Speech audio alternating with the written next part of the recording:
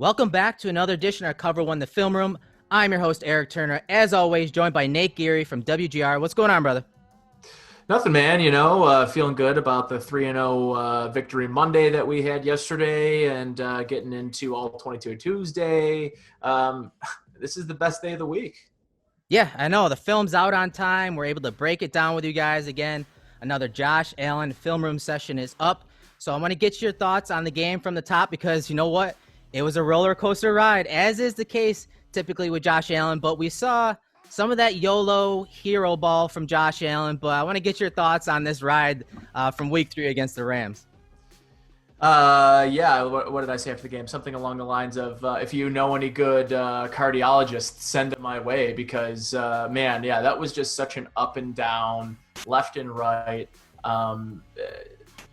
comeback after comeback. I mean, there was 2 really solid comebacks in that game. Obviously, the most impressive one being, the Rams coming back from 25 down. And I think one of the contextual things, I think after the dust settles from this game, we can all kind of just look back and think about, I think this will go down as one of the better games in the NFL calendar. Not just here on our schedule in Buffalo, but across the league. I mean, this is a highlight reel type offensive, frankly, 2 really good offensive teams. And I think, what we should do after this game is just sort of admire and respect the hell out of that Rams offense, because there were times where they were frankly unstoppable. And you just like the Bills offense and some of the things that makes the Bills offense very difficult to defend. The same sort of things exist in that Rams offense. There's just lots of pieces.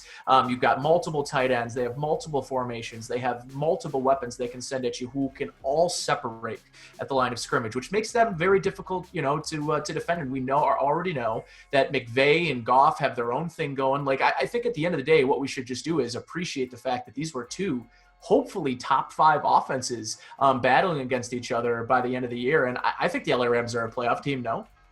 No, they're definitely, their offense is ridiculous. And I think their defense it's young and underrated. New coordinator on the defensive side, and some of the stuff he was throwing at Josh Allen, it was not like super complex as far as blitzing a lot, but some of the coverage was very, very similar to what the Bills do, and very good at disguising, pattern matching, very sound, and then they relied on their front 4 to create pressure. Well, I should say Donald should count as 2 guys, really, so it was really 5. Agreed. But I thought they did a great job of disguising their coverages, getting Josh to hold it quite long. I think as of yesterday, from snap to throw per next gen, it was like 3.37, which is well above his 2.7 or so leading into the game. So I think they did a great job of disguising coverages, getting him to hold on to the ball, getting him to question his eyes and decision making, stuff we're all going to see on film. But I want to start with his completion percentage and how he finished the game. He dropped back 37 times. He had 24 completions. That's a 72.7 completion percentage for 311 yards, a really good 9.4 yards per attempt, and obviously 4 touchdowns, 1 rushing. He did have that interception with an asterisk, but I want to get your thoughts on his game, from the pocket, outside the pocket. What were your overall thoughts on his game as a passer? Yeah, and honestly, too, this week, if you look at the PFF grades, I think they reflect pretty well where Josh struggled and where Josh really sort of torched the Rams defense. And there were just times where the offense seemed, especially in the first half, and even I think it was the second drive of the third quarter, or maybe it was just their first offensive possession of the third quarter. I can't remember when they ultimately go up 28-3. And there were times during the stretch in the first half where I thought, what the offense was doing was really unbelievable. It just, I think I tweeted out, like I was sort of at a loss for words at the efficiency in which we were seeing that offense operate, whether it was passing the ball. I thought Devin Singletary had his best game this year. I thought that even when TJ Yeldon came in the game, I thought the running game and the offensive line played as good as you're going to play against that defensive front. And we already sort of mentioned Aaron Donald, but there were times in that game where, Brian Winters kind of just gets spun cycled. That's what's going to happen when you're playing literally the best defensive lineman in football. Those are opportunities. You can't double team him every time. You're going to have to expect your offensive line to win a couple one-on-one battles. I thought they did. And Josh Allen, obviously that reflects in some of the time in the pocket numbers and time to throw. But, there were times where Josh, I thought, held on to the ball too long. And I'm sure there's going to be a couple opportunities for us to talk about that today. Yeah, and I thought, we talked about Donald and the pressure, and I think by the second half, the Rams knew how the Bills were obviously going with their protections. And I don't think it takes a rocket scientist. I'm surprised it took them that long, a half, to really figure it out. But they were sliding protection to Aaron Donald. So if Aaron Donald was lined up in a 3-tech to the left-hand side, well, guess what? Mitch Morse is going to help Cody Ford off to that side, and, vice versa. So that is something the Bills did a lot of. And then in the second half is when they started figuring out, hey, we're going to run some creeper pressure. So when the Bills slide their protection to the left to Aaron Donald, we're going to send that linebacker from that opposite side, send him through the gap and make that tackle choose either the inside linebacker or that edge rusher. And they were only still sending 4, those creeper pressures. That's what it does. It doesn't sacrifice coverage on the back end, but it can still create pressure and attack protections. And I thought they did a good job of that in the second half, and you'll see some of that on film. But if you look at some of these PFF numbers, Josh Allen was only blitzed 10 times out of 37 dropback. That's right about 27%. But if you look at the under pressures, he was drop back. 17 of his dropbacks were under pressure. So that was like nearly 46% of his dropbacks had pressure on him. And that's something he didn't deal with a lot of in the first 2 games. So obviously the guards, they were atrocious. Both Cody Ford and Brian Winters struggled. I mean, it was expected. And according to the Bills staff, Dable, McDermott, those guys said they thought that was the best lineup, to stop Aaron Donald, because everyone else was pretty manageable. I like Michael Brockers, but it's Aaron Donald, and he creates the havoc, and he did create the havoc, and he turned it up to another level, all-world level in that second half, and even in that fourth quarter, even more, another level. So you can see in these numbers that Josh Allen was under pressure a good amount, nearly half of his dropbacks, and the Rams got home on 4 of those dropbacks, and all 4 of those sacks came when he was under pressure, but only one of them came when they blitzed. So they didn't have to blitz to create pressure. And of course, it all comes back to the man in the middle, Aaron Donald. So with that said, man, overall his completion percentage for the year, he's putting up some gaudy numbers, man. I mean, how much further down the list we saw as far as adjusted completion percentage goes? He's 13th. How much further down the list do you think he drops when he kind of comes back down to earth? And where do you think he maybe really needs to be for this offense to be dangerous? I mean, obviously, man, he's completing passes at an extremely high rate. And regardless of where he falls in adjusted completion percentage, if he's completing 72%, if he's completing 65% of the passes to the weapons he has, he is going to have a really good year. And this offense is going to score a lot of points. Yeah, I mean, if his normal completion percentage is in the 70s, in the low 70s, there's not going to be a lot of room for the adjusted completion percentage to be higher. You know what I mean? And that's something to think about too. Is I think he's hitting his guys. There's a couple of throws, and I'm sure again that's something we'll discuss throughout the ensuing breakdown. But there were a couple of throws that were behind guys. But this crew of wide receivers, these weapons, did a great job of making themselves available. I know we're going to see a couple of Gabe Davis examples of this today. Yes. Gabe Davis is just balling through 3 weeks, and almost, when we're talking about efficiency, Eric, right? Like there's a lot of ways that you could talk about efficiency. Maybe that's, you're a guy that only gets 20 snaps a game, but in those 20 snaps, you're really impactful. Or, you're only getting 3 targets a game if you're Gabriel Davis, but in those 3 targets, you're a high impact. And I think that's what we're seeing with him is he's the kind of guy that's making plays and is really benefiting from just the competence, I guess is a good word to say, for the other 3 guys of what they're doing together. And I think it's a really great sign that this early, John Brown goes out of a ball game this important, where you're relying that much on your offense to win that football game, that you have a kid making his third career game, be able to step up, especially, and just fill the gap in such an important, and not only that, but what he's doing as a run blocker. He's been a really big surprise for me. I think right now there's no question.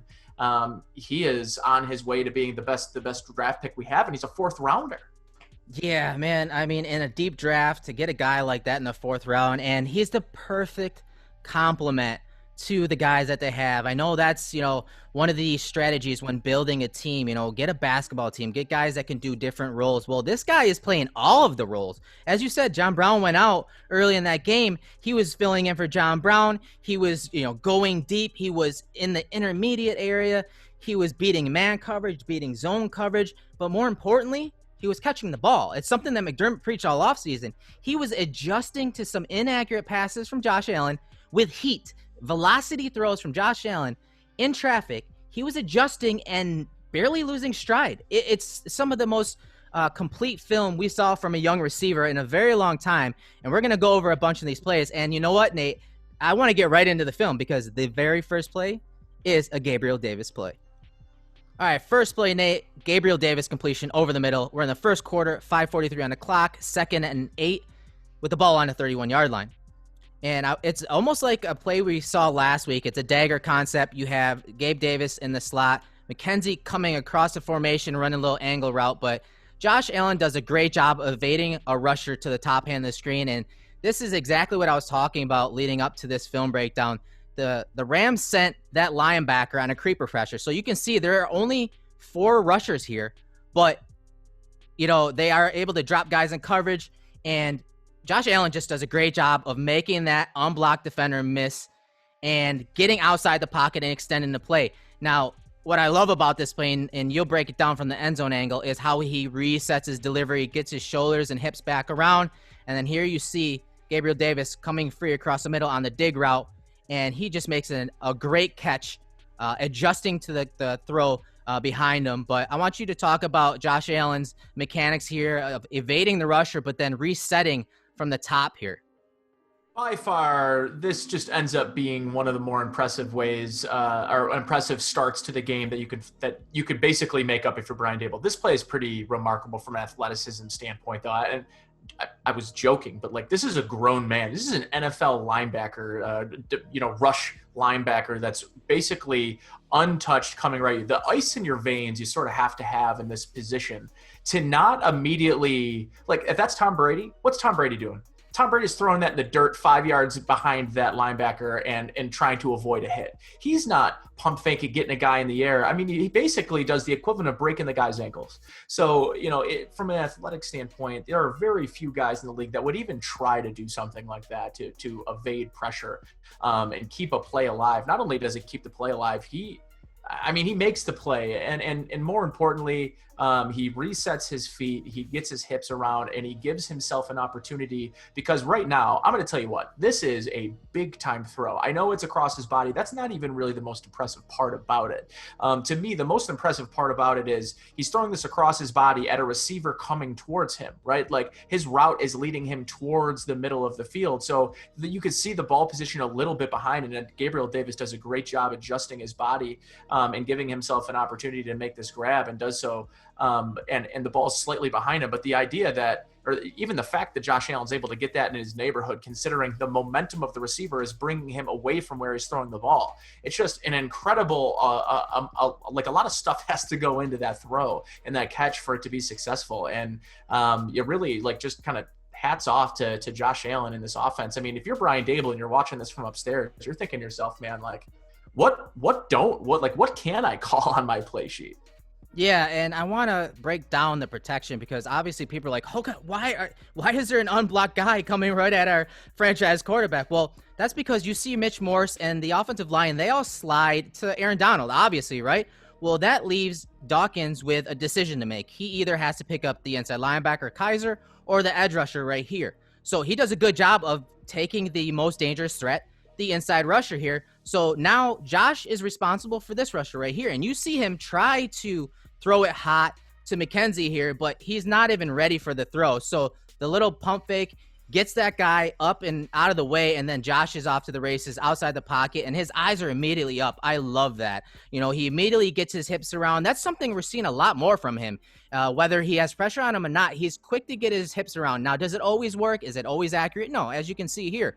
But he gets his eyes up always now, and that's something that he not always did before. This is one of those plays that he probably would have been like, I'm just going to eat this and get as many yards as I can. Well, he does a good job getting his eyes up and then throwing the ball down the field. But at the tail end of this play, I want you guys to keep an eye on the starting safety for the Rams, Fuller. He gets injured on this play, and it looks almost like friendly fire here, but that is going to come into play later on in the game, because Taylor Rapp is thrown to the game a little more, and then they're going to throw Burgess in there from Utah.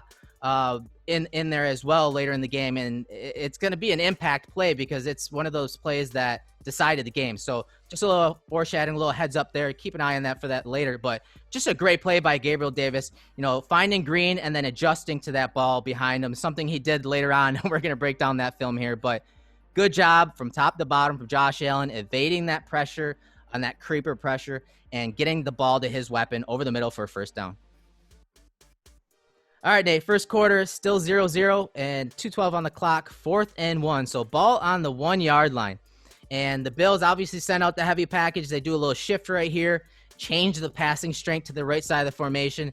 And you see them run a play that looks very similar to the play that Gilliam scored on right here in the red zone recently. And so you got to think the Rams, probably watch this play. Red zone is an area that every offense and defense works on during the week. Okay, these are the plays or concepts that this team likes to run or use in defense in the red zone. So they obviously probably were expecting this, and you see Gilliam kind of run a little flat route and kind of curl it up. But obviously you got a couple crossing routes, a little drive concept with the 2 crossing routes, a high-low, and then they sneak Lee Smith out there. And Lee Smith finds a nice little void in this coverage. And Josh does a great job with his eyes, and we'll see it better from the end zone angle. You see he's got a high-low with Ryan Bates and Croft coming across the middle. You see Jalen Ramsey, he's caught in a bind here. And Josh just does a good job at hitting the top of his drop and then just finding the open guy. He talked about in his post-game presser of just reading it down. Well, guess what? All these guys are covered over here, so he's going to find his outlet. There's got to be someone open. It's very difficult to play man coverage or in play zone coverage at the 1-yard line in that condensed area, and especially for a team like the Rams who does a lot of cover or pattern matching. So talk about this play from Josh Allen from the end zone angle, because he does a great job of, again, using his eyes, buying a little time of fading away in the pocket, and then finding Lee Smith, of all people, in the end zone. Yeah, I love it from a play call standpoint. But again, this is another efficient area of the field for Josh Allen. If he's not one, this is something I'd really like to take a deeper dive on, is understanding just how efficient is compared to the average in the NFL in the red zone, because this type of play is a really good sequence to show you where some of the most improvement and most improved areas of Josh Allen's game are. This is a really good example of that, his ability to go from left to right, processing the whole field, understanding what he sees. The defense isn't fooling him in this way.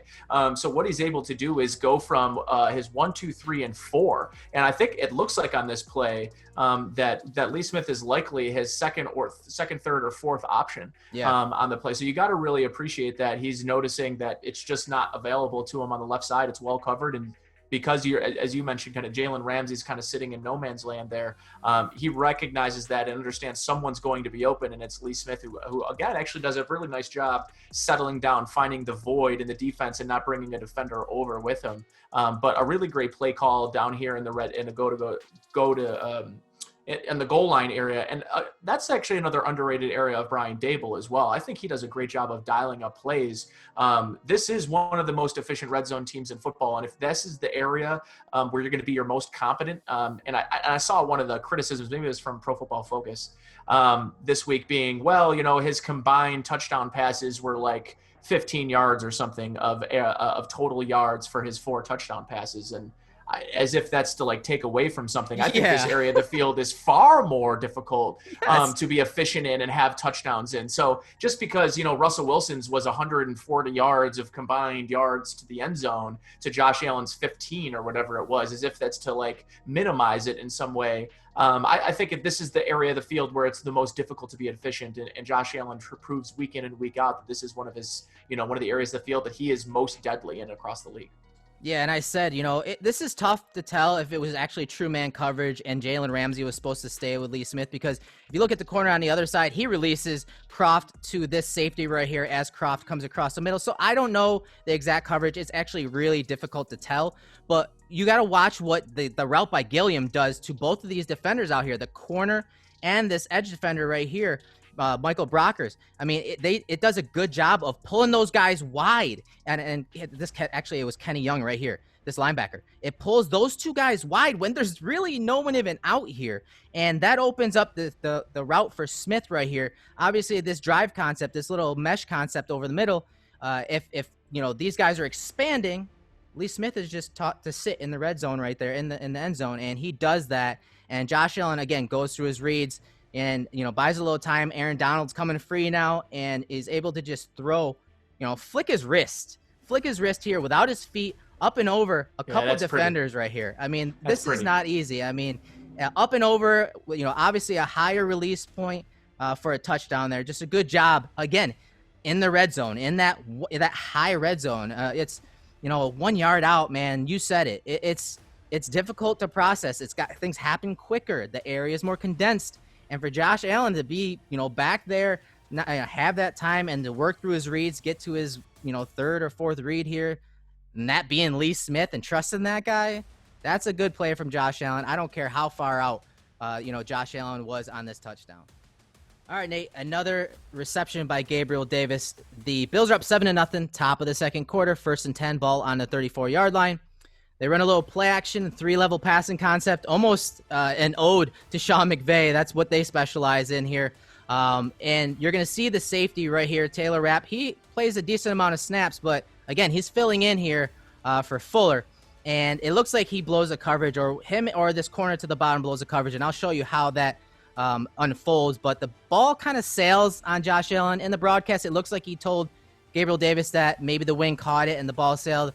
I don't know about that. He was wide open on this play, but let's break it down from the top here. So on the snap, you're going to see John Brown come across the formation, and to me, this looks like cover 6. So you got quarter halves to the top of the screen, and Taylor Rapp has the deep half here. The corner to the bottom right here is a squat corner. So as the play unfolds, those guys are going to be dropping to their zones. But you'll see that Taylor Rapp is almost playing quarters coverage. He eyes this vertical route, this deep crossing route by Taylor Croft for some reason, while everyone else is playing a different coverage. So I don't know if he was playing some type of cover 4 where they're kicking to the 3 receiver side, because you got to look at it this way. There's 3 receivers to the top of the screen here as John Brown comes across the middle here, and that's 3 into the boundary. That's a formation into the boundary.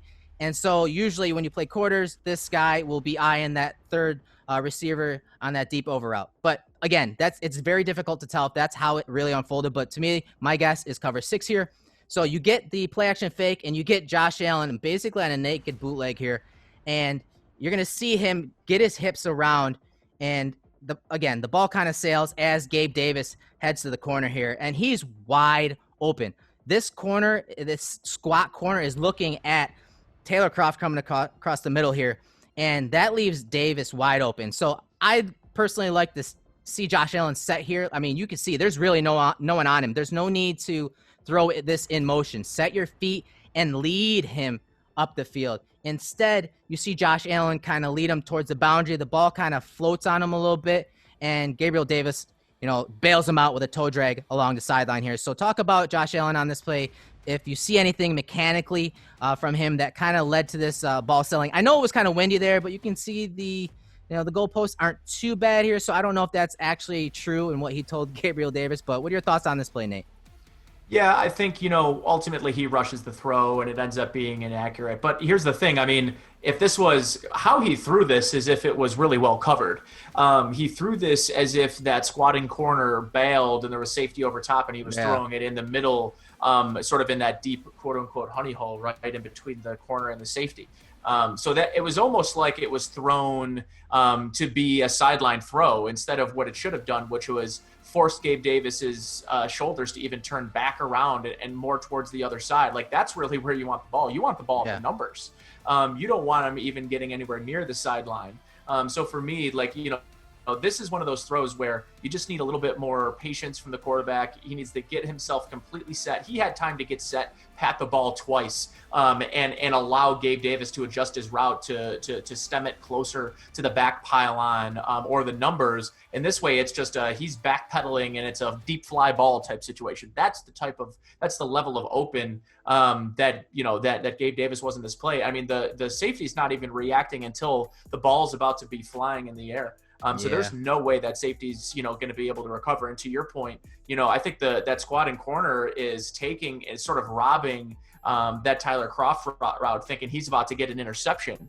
And he's confident in doing that because he thinks he's passed that deep defender off to the deep safety, who, to your point, didn't know what coverage he was playing. Yeah. And I think the miscommunication was really in the benefit of the Bills, and they took advantage of it, but they could have done so better by putting 7 on the board with a more accurate pass. Yeah, I mean, that's 6 points right there. And, again, Gabriel Davis bailed Josh Allen out a bunch of times in this game. A lot of the passes that were to Davis were inaccurate. And, again, this is going to be like the Gabriel Davis show today because, I mean, look at the concentration. This is a 50-yard throw or something like that from where Josh Allen threw it, not from the line of scrimmage. The ball is in the air. It's obviously a touch throw. He threw it up and over, nice little arc on it. And you got to think, Gabriel Davis is waiting on this forever. And you see the hand-eye coordination. You see him frame the ball in the top right there. And then to have that boundary awareness of, hey, I got to get my feet in. He gets his right foot down there, and then he drags that back foot. Just a beautiful throw and catch. The throw could have been better, but the catch by Gabriel Davis was just tremendous. All right, Nate, 2nd and 6, second quarter. We're in the 2-minute drill right now. 14-3, Bills are up, and the ball on the 46-yard line. Another Gabriel Davis adjustment and catch here. So the Bills are running basically a high-low over the middle between Cole Beasley and Gabriel Davis right here in the slot. And Josh Allen does a good job of reloading after wanting to throw it to that little option route by Cole Beasley over the middle. And you'll see it. He really loads his body and starts that delivery to throw it there. But he sees that the linebacker and the slot corner jump that route by Beasley because he's doing a little whip route. So he's initially, taking the eyes of the linebacker over the middle and then whipping it back out here. So he's getting both of those guys occupied. And as soon as Josh Allen realizes that those two are jumping Beasley, he resets his base there and then throws it to Gabriel Davis over the middle. Not the best, most accurate throw, but Gabriel Davis puts on a show again. And I want you to break it down from the end zone angle because this is just a good job of Josh Allen of resetting and reloading that gun and then, wing it over the middle to Gabriel Davis for a big play in under the 2-minute warning. Yeah, what impresses me is that these aren't designed pump fakes. I mean, these are Josh Allen stopping a throw. He's starting his windup to make this throw in this read right here, and he's able to just pull it down, reset his feet. If you had an opportunity for anybody out there, Peyton Manning did a great breakdown of Josh's game last week. And one of the things he was talking about when he kind of under center a couple times was too wide. And this is something you and I talk about sometimes. His base is very wide. He's a big guy, though. He's a big athletic guy. So with that base being really wide, you'd think that he'd lose a lot of the ability to sort of push the ball through with his hips. And he just doesn't. He's an anomaly because he's such an athlete. And, what this reminds me of is like a golfer in the middle of their drive swing, stopping their swing at the top of it in their backswing to sort of reset, and how much athleticism, how much quick twitch, how much muscle memory, like the things that sort of have to go in to being able to stop yourself in the mental process that you're about to complete, which is him trying to throw to that outside shoulder to Cole Beasley before he notices that defender, pulls it back, and is still able to throw the ball on a rope. This is a 20-yard on the rope throw, and yeah, it's slightly inaccurate. It's behind him, but and secondly, just another example of, as we mentioned, this is kind of the Gabe Davis show, especially in the first half. When this offense was cooking, Gabe Davis is making like Odell Beckham plays, like 13. Are we sure that's not Odell Beckham? Like, that's the kind of stuff that you see, the control of his body to turn himself around, catch the ball, not lose any momentum, right back in the stride, man. It's right. Amazing. It's sort of like it was a design, like it was a pirouette. Like he was didn't even really need to do a full 360, but does one. It's just, it was really impressive from the ability of Josh to sort of hone in and be able to pull that ball back and then deliver one for Gabriel Davis to make a play. Listen, Gabriel Davis, there's going to be days where, you're facing a top corner. This team faces Stefon Gilmore twice a year. So there's going to be days where Stefon Diggs is held to 4 for 49 and a touchdown, and you need to make some plays in the first half, and that's exactly what Gabriel Davis did. But from a throw and catch perspective, really solid stuff and a beautiful thing to kind of keep the chains moving.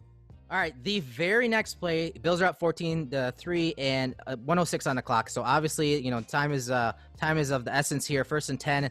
This is that post wheel concept to Cole Beasley to the top of the screen, and just a great play from Josh Allen. Shows off his eye discipline, nice little touch.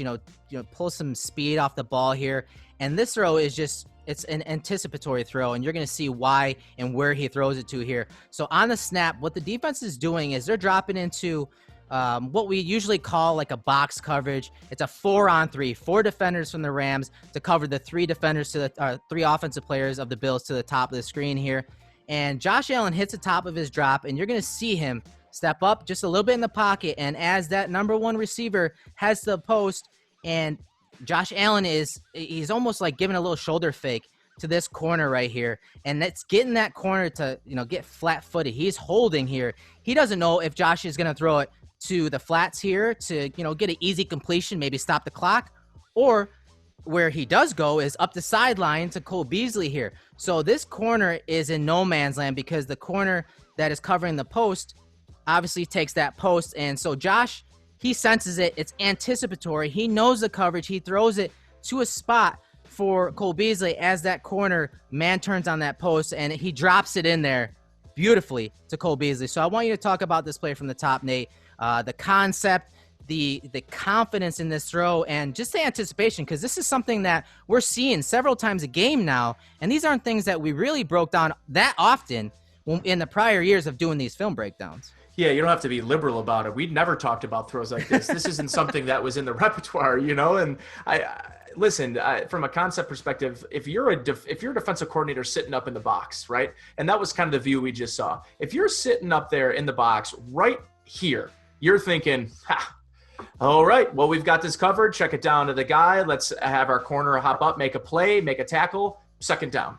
That is what you're thinking right there on that play. And the idea that Josh Allen uses the manipulation, he manipulates this first cornerback into thinking that check down, that defensive coordinator sitting in this position up here with his headset and his face mask on, thinking, we got this bad boy. This is well covered. We've got everything we need deep. He's going to check it down underneath. And for him to hold that corner in a position, understand that the post was going to pull that other deep.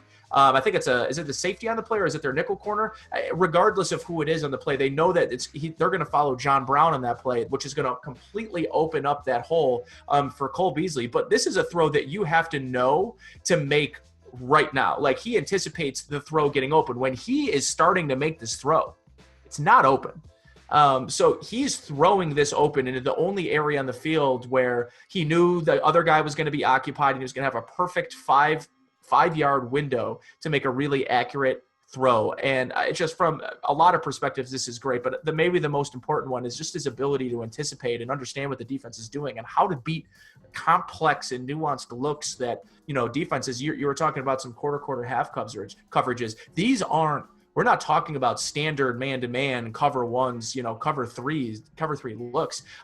This is 7 defensive backs. This is a pretty complex, nuanced zone that Josh Allen is understanding pre-snap, seeing, and then executing it in the areas of vulnerability based on what Brian Daboll's doing to set him up. So there's just so much layering to a play like this, where you just have to appreciate the play call, why you're calling it against that type of coverage. And good on Brian Daboll for calling a play and a concept that is picture perfect for this type of, deep zone coverage. So for me, there is just a ton of layers to why a play like this is successful, but it starts with your quarterback being able to understand and how he beats these defenses. And they're with accurate throws and processing and understanding where the vulnerabilities come. And that's just really, this isn't stuff we're watching from Lamar Jackson's, from even some of the really good young passers in the league, the Jimmy Garoppolo's, whether you like him or not. We're not seeing this on a consistent basis through 3 games. The reason that none of us think this is a fluke, the people that are really watching this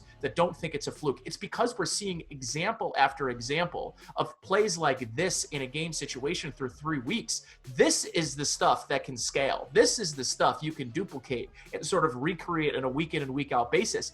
This is well covered. I mean, this is just good eye manipulation. It's a good, accurate throw with the perfect level of touch that gives his receiver the opportunity to make the catch without it bouncing off his hands or anything. This is an A-plus play from start to call to completion, and it's too bad it didn't turn into a touchdown. All right, Nate, we're in the second half. We're third quarter, 8:32 on the clock. 21-3, Bills are up. It's 3rd and 4. Ball on the 4-yard line. This is the passing touchdown to Stefon Diggs over Jalen Ramsey. So Bills are in a 2-by-2 set, and it's a little high-low concept that when the ball snapped, you're going to see the Rams play a similar coverage to what the Bills do. So what they do is they play an inside-out bracket against the slot players. So you got Tyler Kroft to the top of the screen right here, and then Cole Beasley to the bottom. So those guys are bracketed. So what the Rams are saying is, hey, guess what? We're going to take away the middle of the field. We're going to get all eyes on Josh Allen. We even have a rat player right here keeping eyes on Josh Allen. We're going to make him play from the pocket. We're going to go one-on-one on the outside. Gabriel Davis is to the bottom. Obviously, Diggs is to the top. And they get into a trail technique, and you're going to see a really nice route by both players. To the bottom, you see Gabriel Davis run a little option route back out to the bottom of the screen. But I think that's what really catches Jalen Ramsey off guard here. I think he gets into that trail technique. He's in good coverage. And then I believe he thought that Diggs was going to break outside. Diggs breaks inside, and Josh Allen hangs in there with Aaron Donald, right on his tail. He's able to throw it to the back line, and Diggs obviously makes the catch here. So talk about this play from Josh Allen from the pocket, his composure with Aaron Donald breathing down his neck, and obviously trusting Stefon Diggs at the back line against Jalen Ramsey. I'm gonna channel my inner Baldy here. And I'm going to talk about big on big. And I'm not talking about on the offensive line. I'm not talking man on man. I'm talking big man, your number one wide receiver against the other team's number one corner, the highest paid corner in football. And talk about just an unbelievable route that he runs to create the necessary separation. Josh Allen does an incredible job of stepping up in a very muddy pocket and is able to just, again, this is another example of flicking the wrist. And not only does it get there with velocity on the game coverage. You can hear it. You could hear it hit the shoulder pads of Stefon Diggs. It's a very accurate throw. He's got the best player in football who is honing in on him as he's making the throw. He makes it. The throw is accurate. It gives the opportunity to Stefon Diggs to cover himself so he can avoid a hit here, puts it low and away. I mean, this is everything you want to see from your quarterback and your number one wide receiver, and that connection that's being built and the trust that's happening inside the red zone. And you love to see the one-on-one battle, and you love to see the fact that Stefon Diggs came out on top. And he was only held to 4 catches and 49 yards, but this score loomed large and was, at the time, you're thinking the Bills are going to run away with this game. Are they going to put up 40 on this Rams team? And kudos to the Rams. After this play, they really they figured some stuff out defensively. Yeah, this is just fantastic play from the pocket from Josh Allen. Again, trusting his weapon, Stefon Diggs, and keeps his knees bent here. A lot of people think it looks a little awkward. Well, this is the type of stuff that Josh needs to do because he was always straight legging a lot of his throws, and this is one of those throws that. Eric, it's what gives him the ability to make this throw with Aaron Donald about to drape himself all over him. Because he's staying with that low center of gravity, it gives himself an opportunity to make this play without stepping into it, right? So we talk a lot about his mechanics. Sometimes he doesn't step into throws. We saw a lot of examples of that. He relies sometimes too much on his arms. But you can equalize, you can sort of level out or balance some of that inaccuracy when he's a lower center of gravity. He's using his hips even though he's not stepping towards his target. He's one of the very few people in the world that can make this throw in the course of a game with the best player in football honing down on you and do so accurately. This is a really advanced type of throw we're watching because it's not great mechanics. It is all arm, but because he's keeping that low center of gravity, he's keeping his hips engaged. It's a thing of beauty because it's a really well thrown ball considering the context of the down and distance situation and where they are on the field. This is uncoverable. If Stefon Diggs gets open on this play, it's uncoverable. Yeah, I mean, you nailed it. Off platform throw under pressure, against one of the best players in the world, from the pocket, no mechanics, to the best player against one of the better cornerbacks in the league. In the red zone. I mean, I don't know how many more boxes Josh has to check to gain the bandwagoners, to get people to change their perspective on his play, because this is not a perfect pocket. This is not perfect mechanics, and he's able to convert it into 6 points to one of his, the better players on the Bills offense. All right, Nate. So 1st and 20, ball on the 19-yard line. Bills are up 28-10, 4:34 on the clock in the third quarter. So this is the interception, I guess you could call it, from Josh Allen. So they run their Haas concept. They run their slot fade to the top of the screen to Tyler Kroft. And the Rams post-snap, they drop into a cover 3 pattern match. It's their number one coverage that they run. So it's going to show as a cover 3, but they're going to match the pattern. So in some areas, it'll look like man coverage, and that's what ends up happening to the top of the screen on Tyler Kroft here. And you'll see post-snap, they drop into that single high covered 3 look, and that's why Josh Allen attacks with that slot fade to Tyler Kroft. So they send Kaiser right here, and Josh pointed him out early in the play prior to the snap. You see Josh Allen point him out right there. He has an idea that he's rushing, but as we saw earlier in the game, where Deion Dawkins picked up Kaiser and let the edge rusher go, and Josh Allen made a play with his legs and threw it to Davis, you're going to see it a little different here. So, again, post-snap, you're going to see the slot corner right here, pattern match Kroft down the field, but now you have a free rusher in Kaiser coming right down Broadway on Josh Allen. And Josh, he recognizes it. Again, he saw it pre-snap. He avoids him, but then he realized, oh, no, now my tackle is in trouble. That guy's coming back upfield. That edge rusher's coming back upfield. I'm going to get rid of it. And if he had time and had found somewhere to throw it from, I think Kroft has a chance here. He is by that guy. He is by that guy. So I like where Josh's head is on this play, but he rushed it a little much, and rightfully so, because that edge rusher was on him. So from the end zone angle, I want you to talk about the decision, and you'll see why that edge rusher, or that linebacker Kaiser, comes free, even though they had picked it up earlier in the game. But talk about Kaiser, his alignment over Beasley here, and how come Dawkins ends up going for the edge rusher here versus Kaiser, who's blitzing inside here. Well, I think this is a good example of, and I heard, I think it was Brock Heward on the broadcast say something along the lines of, this was the steady balance that Josh Allen plays between confidence and cocky. And a lot of the throws we see in these games, especially through the first 3 weeks, have been very confident level throws. He does at times tend to cross the line into cocky. I actually don't think this was an example of that. I think this was an example of him not being able to find a platform to make a 50-yard in the air throw to what I actually believe to be his open guy. So this isn't the Green Bay Packers play his rookie year. This isn't the I'm going to throw into triple coverage down the field and make in my estimation is a mental error. No, I think he does a good job of, first of all, avoiding a free rusher, which he just did all day against this Rams defense. Yeah. If you're the Rams defense and you're these linebackers, you're just thinking to yourself, okay, when he's got the ball in his hands, just start to break down. And that's almost like what this guy tries to do. And it still doesn't matter because Josh is just such an incredible athlete. It's just impossible. I mean, that guy's running at you full speed. Josh Allen's doing a great job of understanding that he's got that edge rusher on Deion Dawkins coming back downfield.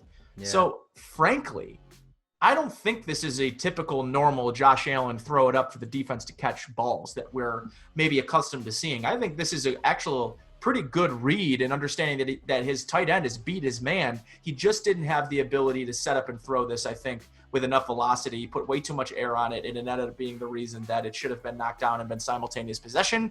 And then a 10-yard push-off penalty. Is that what you wanted to call? You could call that. But this is a half a distance to the goal type penalty, and it's 1st and 27 or whatever it is. That's where this play should have gone. Now, wherever the game goes from there is fine. But this was a terrible call. At no point is there clear and obvious evidence. And here's the problem, is they called it an interception on the field. So unless there's clear and obvious evidence on the other end, It was hard for them to overturn the call. I guess I can get it from that standpoint, but it was, at least to me anyways, that it was simultaneous possession at the absolute worst, which to me and to everyone and by the rule book goes to the offense. And I just, for me, there was no way to determine who had possession. When they came down and they hit the ground, they both had possession of that football. This should not have been an interception. It was a good read, in my opinion, and it was just too bad that the referees blew this call. Yeah, I mean, obviously he has an unblocked rusher coming at him, but I think he also misread the defense. His eyes were to the bottom of the screen, and you'll see it from the end zone angle. And with the guy bearing down on him, he didn't have enough time to really get his eyes or even obviously get his processing right. I agree. I think this is where he needs to go with the ball. I think starting to the bottom half of the screen in his reads as that post-snap picture changes really screwed him here because of that unblocked rusher there. But I do think that if he had started at the top of the screen, started looking to the, cover 3 beater to the right side of the screen here from the end zone angle, I think Croft has a chance to score here. And you see as the protection slides to the offensive line's right, this is something that happened a couple times this game from Morse. The snap is off target. So as a quarterback, as you know, Nate, you're almost a catcher from shotgun initially. You got to worry about catching it first, and then all of your processes that comes with being a quarterback. And you see it's a little off here. Quarter-second delay. Yeah, it's a quarter-second delay in process. And then his eyes, you add that. That's another delay. They're late. They're laid up. Mm-hmm. And so now he's looking down the middle of the field, has no idea exactly what coverage it is, but he does sense that rusher, which is great. But then now it's like, okay, now I got to somehow get this ball all the way down the field because I know the coverage now, but it's just half a second too late. And of course, these shenanigans unfold, and we'll just leave it at that. I also don't even think it was much of a push-off, frankly. I don't think it was much of a push-off. But, at the end of the day, it was a call. And to Sean McDermott, he disagreed with the call. I disagree with the call. The game's over. They won. I guess that's all that matters. All right, Nate. Rams are coming back. It's 28-25. We're in the fourth quarter. 1st and 10. Ball on the 47-yard line. And this is that touch throw to Diggs on the bottom of the screen. So the Bills come out in their stack formation, and you're going to see a run-pass tag. So if you guys watch the offensive line, they're going to fire off as if they're running the ball. And you see a little play fake from Josh Allen.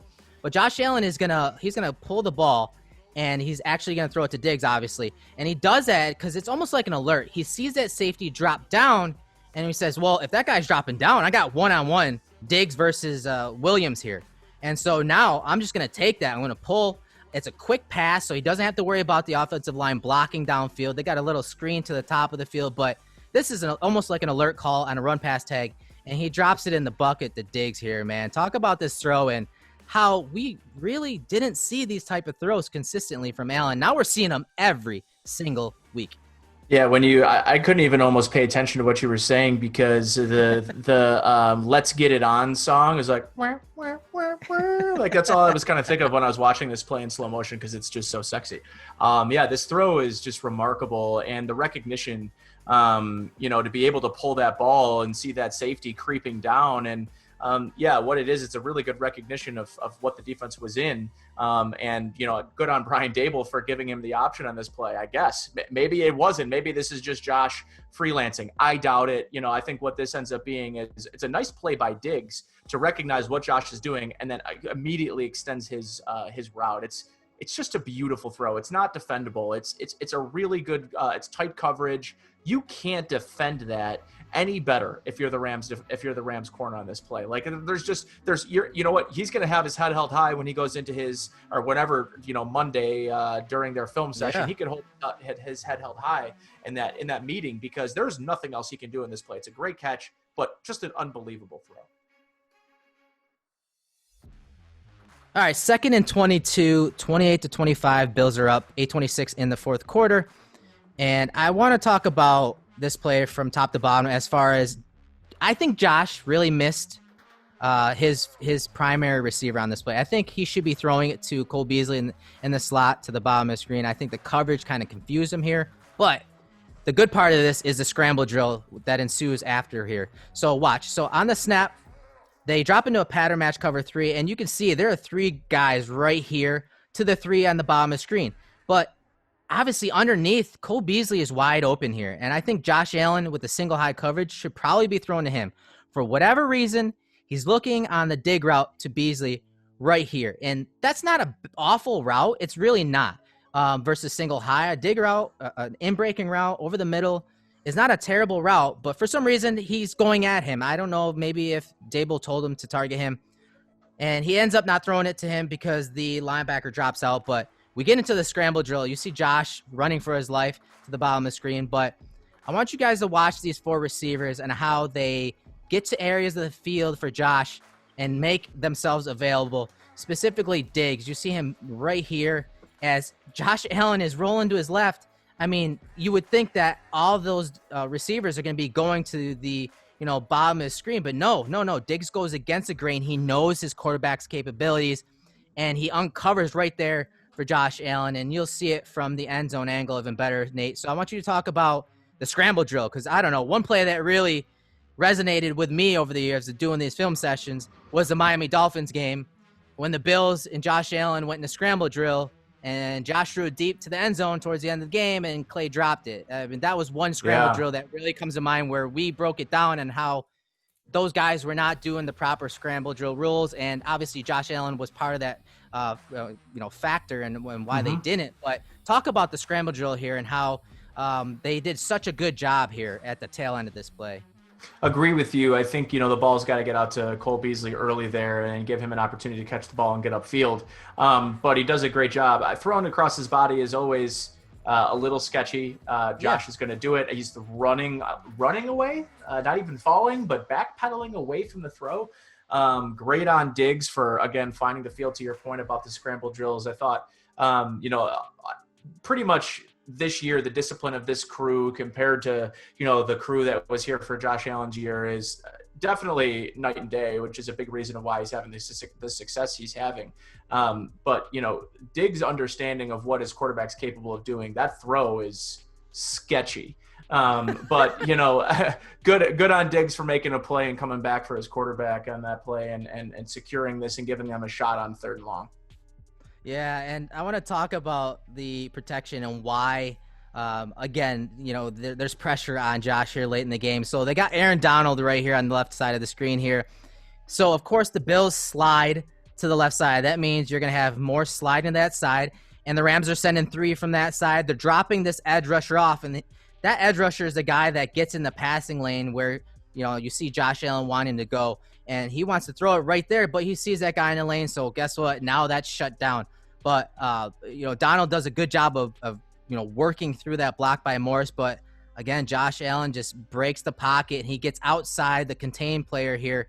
And, again, a sketchy throw. You're right. This is a sketchy throw. And I don't know how Diggs even sees it through, multiple defenders here. I mean, it's nuts that he even sees this. But I love how he's breaking to the middle of the field where no one is. Again, that is an understanding of what your quarterback can do. And obviously, the scramble drill has been practiced a lot more than it had been in the past. And when you have guys like Diggs, Beasley, Brown, Davis, Singletary, I mean, these kind of guys that one-on-one, when you're in that scramble drill and those defenders are trying to plaster and cover down, I'm sorry. There's guys are just going to separate. And while this didn't pick up a lot of plays, it avoided a negative play. And obviously, with a 2nd and long, this was a play that the Bills really needed in this 4th quarter.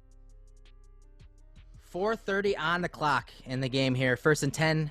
Now the Bills are down 4 points. The ball is on the 25-yard line. And you're going to see this perfectly placed pass to Cole Beasley over the middle. On the snap, you're going to have 2 crossing routes, one by Diggs, one by Beasley behind it. And you're going to see that slot corner right here pass off Diggs, who's, again, running a crossing route. You got a follow concept with another crossing route. Rams are a big pattern matching team, so those type of routes really cause trouble because now these 2 defenders have to match those routes by those guys. So this corner releases Diggs to that safety, but obviously Josh, he actually goes to throw it to Diggs. He wants to throw it to Diggs here, and he ends up not throwing it to him. He reloads, hits Beasley, but talk about the mechanics from Josh from this angle here, this broadcast angle. You see him, he wants to throw it right here.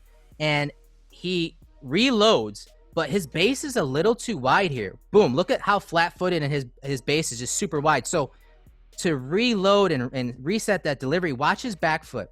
He brings it in just a little bit. Now he's got a better base, just right at outside shoulder level. And now he can rotate his body through this pass to Beasley. And look at the placement. I mean, talk about the mechanics here. Again, that reload is a big theme with Josh Allen, and that affects the defense, right, Nate?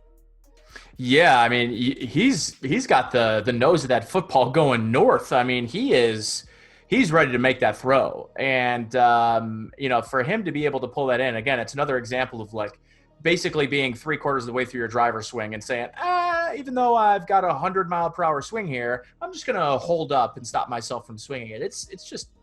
It's a remarkable thing to be able to then throw this ball as accurately and as beautifully as he did with a guy in his face. He's basically alligator arming it. Yep. With this hand that's coming into his face. So, just a lot to love. And you mentioned his wide base. Well, look at his finish. And I think maybe that's the most important part of this here is his manipulation in the pocket and his growth in the pocket too, I think is maybe most notable. But this is, this is a good mechanical flow. He's using his hips. You see that front arm in position here. And I think that's a big area. His 71% completion percentage. That left arm is something that, I know you've talked a lot about, you talk a lot about in the offseason. And that is something that if this is here to stay, if this is if he's created muscle memory with this, that is, I think, a big factor of why his accuracy is taking a big jump. I think his basic accuracy metric of completion percentage is jumping because of a mechanical change. And I think that's always kind of a good indicator if something's working. And I think this is a really accurately thrown ball. And just, this is just another play that's very difficult to defend. You mentioned their route matching concepts that we see the Rams do. This is a very good concept to beat that. So I want to go back to the other layer of this, which is a good play call by Brian Dable, which it seems like we could probably say that about almost all these successful plays, right? I mean, there haven't been many calls this year where I'm like, what the heck was that? I mean, everything is working really well early in the season. I mean, as you said, Josh Allen's mechanics, for the most part, are holding up really well. And even when his mechanics don't, he's still completing passes, sometimes thanks to his weapons making plays for him. Sometimes his arm talent, overall arm talent, bails him out. This is one of those plays. I mean, this just is natural. This is coming naturally. This is not him being robotic. You can tell he realizes his base is too wide, and he instinctually just gets that back foot to come in just a little bit right there. Now he's got a good base so that he can properly transfer his weight and rotate those hips through and throw a perfect pass to Beasley for a first down. I mean, just a great play from top to bottom. All right, Nate, 3rd and 22, 3:21 on the clock. Bills are still down 4. Josh Allen does a good job of extending this play to Cole Beasley over the middle. On the snap, you're going to see this sticks concept where basically on 3rd and 22, they're not getting all the way to the sticks. So what they're doing is trying to space the field. They're expecting zone coverage. They're finding green. They're finding voids in the zone here. And Cole Beasley, no doubt, does that here. On the snap, you're going to see the defense drop into what looks like cover 6. So quarter, half. Quarter to the bottom of the screen. You have this defender dropping out into the flats. You have the deep half safety top to screen here, squatting corner right here, and then 2 defenders in the middle of the field whose spacing is absolutely atrocious. And that's where Cole Beasley exploits that coverage and that void there in the middle of the field. As those guys are basically guarding grass here, Beasley sneaks in behind him, sits right on the hashes, which coincidentally enough, the ball was spotted on the left hash, so it's very much like a hunt route or a sit route. Usually you're told to go work over the ball. So I don't know if Josh and Beasley, they had said that they worked on this route and talked about it before. I think they did a great job either way. If that was, hey, get to the hashes, get over the ball, I'll find you regardless if I'm rushing, or extending the play to the top of the screen here. But obviously Donald was on his tail here, and this took a lot of the momentum back for the Bills and put it in their favor, obviously, 3rd and 22. So talk about this play from Josh Allen and the Bills offense.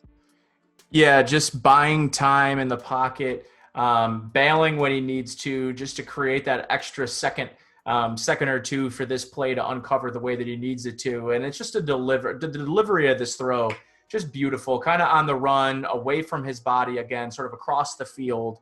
And it's just a beautiful throw at a really important time. You mentioned the momentum in this game sort of flips from a play like this. And, you and I were talking, it's like, a lot of the LA players after the game, a lot of the media, a lot of the fans complaining about that pass interference call on Gabriel Davis to extend the game. And obviously, the next play you get the Tyler Kroft touchdown. But this is the kind of play that you can't let up if you're the Rams defense. This is a third and 22 situation. Don't talk about plays that happen after this when you can't put yourself in a position to give up a play like this on 3rd and 22 to put the Bills in a situation to continue going down the field. And what I love about this is just how open this ultimately becomes because of the time that Josh Allen's able to create by sort of extending the play outside of the pocket. So it's just a thing of beauty from an execution standpoint at arguably the most important time of the game. Yeah, watch the snatch trap by Morris right here. Boom, puts that guy down. Here comes Donald. Singletary's trying to get a chip on him. Donald goes to a power move on Dawkins and then speed outside here. Look at him just turn that corner. And Josh senses him. And, these are one of those plays. You're watching it live. You're like, oh, my God, he's going to get hit from behind. He's going to get strip sacked here. He senses it, and he's able to move just a little bit. And, these are guys in the middle of the field. This is John Johnson. I believe this is Hill, their slot corner. These are no slouches. These are cover guys. And you see what the spacing on the backside of this route, this little chip and then release by Singletary out wide here. Look what it does to that defender right here. Mm-hmm. It widens him. So it helped that little flare control, that little chip release right there widens him as well. And obviously gives Josh a really good passing lane right here over the middle. He extends a play and then just makes a heck of a throw to Cole Beasley. And Cole Beasley converts the first down. The Cole Beasley game, this one will be coined. Yeah, he had a hell of a game. Gabriel Davis too, but Cole Beasley, when Josh needed a big play later in the game, Cole Beasley, and these are plays not in areas he typically excels in. We've seen Cole Beasley. That's one thing that no one's talking about. Cole Beasley's not really winning just in the short area anymore. He's going into intermediate on deep crossers.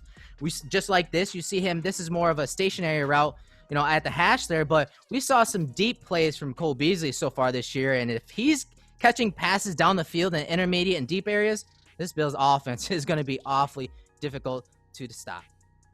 All right, Nate, we're 31 seconds left in the game here. Ball on the 30-yard line. Bills are down 4. And this is that pass over the middle to Diggs. You see Diggs in the slot to the bottom of the screen. And he's just running, again, it's sort of like a hunt route. He's, getting to the hash area. And the Rams, they play a lot of pattern matching, of course. And this is something we saw in the Eagles game when the Rams played them. They bracketed or they passed guys on. Specifically, it was in that game, it was Ertz. They were passing Ertz from one defender to another. And you're going to see Diggs get escorted from John Johnson right here in the slot to the rookie safety, Terrell Burgess, who I really liked at Utah. And you see Johnson pass Diggs on. He sits right there in the middle of the field, and then Diggs just attacks Burgess and then sits, and the ball's on Diggs immediately. And you see it better from the end zone angle here. And as I said earlier, that injury to Fuller loomed pretty large here late in the game. Rookie Terrell Burgess only played 9 snaps in this game, and that's the only snaps he's played all year. So, yes, he did slip, but this is a play where you got Stefon Diggs running at you as he's escorted from John Johnson there. And Josh Allen is trusting that Diggs is going to attack the ball. He throws it, it takes a little speed off the ball here, but it's still an anticipatory throw. And you see the catch here from Diggs. He covers it up, and the ball location, Nate. Talk about the ball location, because it's kind of on the inside shoulder, and look at Diggs kind of box him out. He gets his back to Burgess so that he can protect the ball, right? Talk about this play from Josh Allen. Obviously a throw from the plus 39-yard to the 19-yard line. Talk about this play from Josh Allen. Yeah, who's throwing a frozen rope with touch? Because that's what you're seeing on this play, which is the anticipation to me is the most impressive thing for Josh Allen. He's got a pocket collapsing on him. The level of comfortability that you see with Josh Allen in the pocket is another really interesting and huge development for his linear development at this point, which is every year this kid's taking steps in really important areas. This year we're seeing some mechanical steps. This year, just his ability to stay comfortable inside this pocket, deliver the throw, ball is out before the receivers, turn around. And it has to be. If he throws this half a second later, it's either an interception or the defender is able to regain his footing, come back and knock this ball away from. This is, from a timing and anticipation standpoint, is just as pretty as it gets. This is something you can throw on the, you know, Greg Cassell examples of anticipatory throws, NFL films, highlight reel. It's really that good to me. Yeah, and we've talked about Dable and his play calling. You got to throw some love to the pro scouts too, because Josh Allen was prepared. Obviously, the scouts do a lot of the research on coverages that they expect in these critical moments. And Josh Allen knows exactly what coverage the Rams are playing here, and that's why he can anticipate this throw. That's why he can trust in Diggs here. He obviously knows this coverage, and he's able to throw it in there against this rookie and trust that Diggs is going to come down with it. Just an awesome play from this offense and Josh Allen and his obviously favorite weapon, Stefon Diggs. All right, Nate, 1st and 4 and 21 seconds on the clock. Obviously, we're in crunch time here. You're going to see the Bills shift to a trips formation to the top of the screen, and then you see McKenzie come back across the screen here and set into a 2x2 set. Now, on the snap, you're going to see the Bills run, their crossing routes, a lot of mesh crossing routes. We saw a lot of that this year, and just a great play by Josh Allen. Brian Daboll said after the game that this concept, these crossing routes, was pretty much the same concept that they ran in the red zone to Stefon Diggs in the back of the end zone that was called back in that 3-touchdown sequence earlier in the game. So it's the same concept. Obviously, the window dressing is a little different, but we saw a shift. We see a motion. Here comes the jet action across the formation. So they're throwing a lot of eye candy at the defense here, and it works because you'll see from the end zone angle, they are totally confused. You see Croft uncover. See a great throw from Josh Allen. So here comes McKenzie across the formation. Again, here's that jet action. And you see the safety go with McKenzie. This guy right here goes across the formation. He follows McKenzie, but you see him also pointing out that McKenzie's coming across the formation. And why does that matter? Because as McKenzie's coming across the formation, you got two guys that are reacting to the jet action, to that little action from Josh Allen. And you see John Johnson right here, who looked like he might have been the man over Tyler Kroft and responsible for him. You see him get frozen. I call it frozen eye candy. Those two guys are frozen. So basically, this little action from McKenzie froze 1, 2, 3 possible defenders and obviously opened up Kroft across the middle here. So I really like Kroft's physicality here. On that Diggs touchdown, that high-low concept that Diggs scored at the back of the end zone, Kroft did a good job of creating separation with physicality. He does that here too, coming across the middle through traffic. And then, of course, Josh, again, those mechanics, that touch throw, really, really good throw from him there. And obviously, Kroft brings it in for the touchdown. So talk about everything that is presented on this play from Brian Daboll and his staff. This was calculated, this was intended, and it all worked in the end. It certainly did. This is winning execution.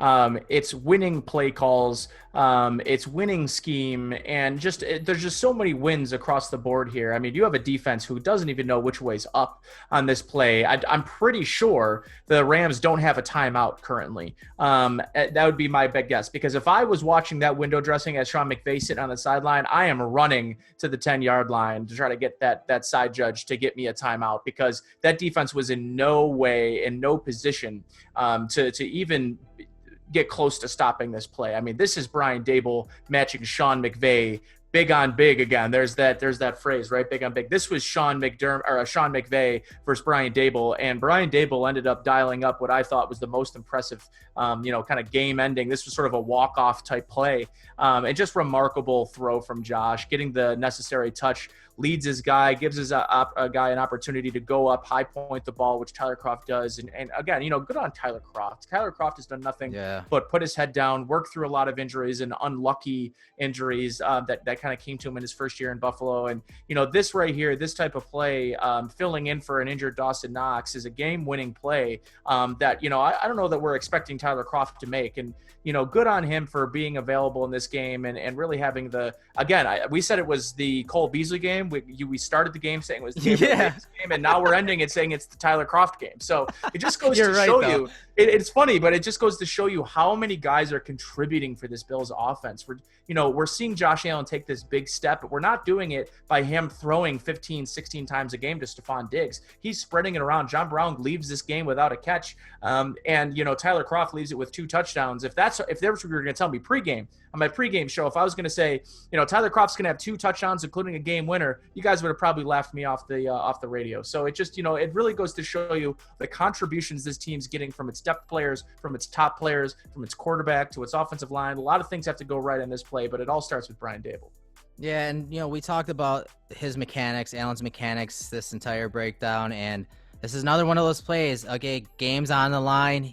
He's getting separation for his tight end, and just watch that little hop, that new mechanic that they added this offseason, so that Josh Allen can rotate through. There's that little hop. I mean, he's doing this in critical moments. He's doing this under pressure at times. He's doing it when he's throwing deep, intermediate, short, and you see this. It's becoming natural. It's tough to do when you're trying to fix your mechanics as a quarterback. It is not easy to do. It usually takes, some coaches, Tom House says it takes about 1,000 reps, real-time reps, to get your mechanics down and fixed. And you see Josh Allen, obviously his mechanics are really improved here, and you see him just do that little hop to rotate those hips through and just drop it in there. The Kroft did a great job at adjusting there, so don't want to take credit from him, but that is exactly what you want in your quarterback, executing not just the mechanics, but his team was down